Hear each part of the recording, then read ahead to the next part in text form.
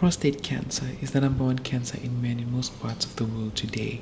This painful and deadly disease continues to rise and is starting to take its roots on most Pacific islands and specifically here in Fiji.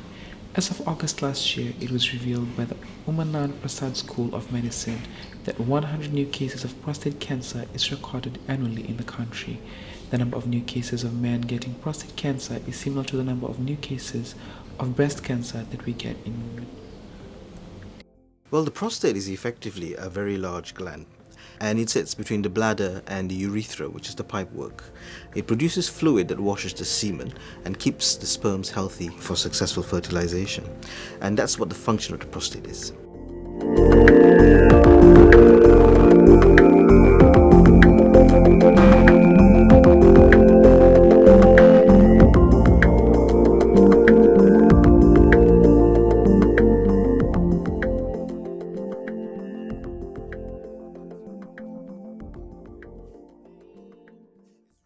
The prostate gland, as explained by Dr. Nana Prakasim, is a vital organ in a male's body. Prostate cancer is discriminatory to some extent. This is when it comes to age, ethnicity, and family history of breast cancer or prostate cancer. The older you are, the more likely you are to get prostate cancer, and that's probably true to a certain extent. There are other risk groups which we have to think about, and that includes ethnicity. So we know that black men, for example, are more likely to get it. Those with a family history of prostate cancer, usually a father or a brother, a first degree relative, as we say, and those who come from families where there might be increased risk of breast cancer.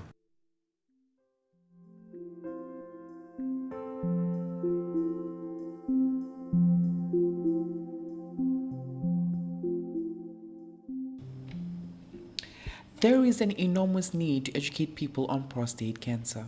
Most people do not know what prostate cancer is until a close friend or a family member is diagnosed with it. At an attempt to educate people on prostate cancer, the Cancer Society came up with Movember.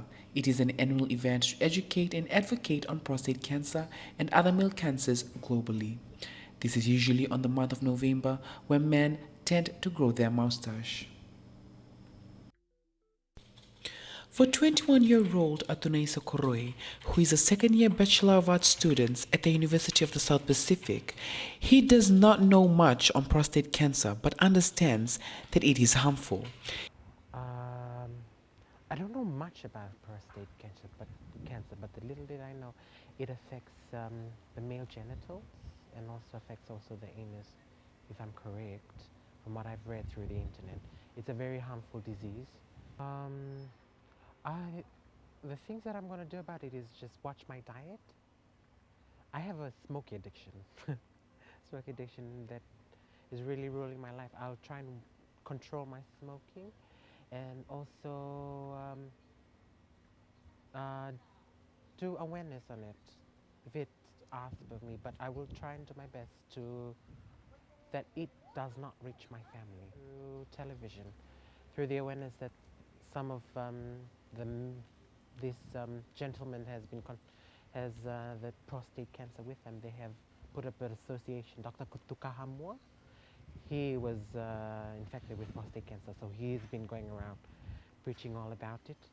So that's how I knew how harmful this disease is and how it can degrade a person's life at a certain factor. Another student, Pedro Maravu, said that the last time he heard about prostate cancer was when he was in high school, and even then, he did not know about it in depth. But not that. Yeah, I haven't heard that for almost a year now. I think when I was in high school.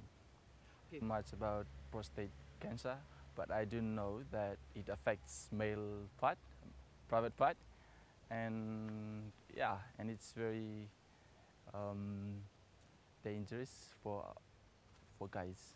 Well, when I came to learn about this just now from you, it's quite risky and it's quite dangerous because it says that we are guys who almost black people almost got these symptoms, and so I prefer if there's some help from the health centers doing doing health awareness and stuff, so guys may be aware of what's the side effects of prostate cancer. It's imperative that men learn the signs and symptoms of prostate cancer. Dr. Jules elaborate on some of the symptoms. You actually learn to recognize some of the signs and symptoms of prostate problems, in particular if you think that you're suspicious that you might have prostate cancer. Because in particular prostate cancer, in the early stages of this particular cancer, it's asymptomatic, which means that you don't see or feel any symptoms from the cancer itself. And by the time that you actually feel the signs and symptoms, then you are probably, the cancer is probably grown to a significant size that's affecting all the surrounding structures that are actually giving you the signs and symptoms. But there are particular early stages of the signs that you can actually be aware of and recognize. And one of them is the dull pain in the lower back and in the lower pelvic area. The pain is persistent. In other words, it's continually there and it doesn't go away.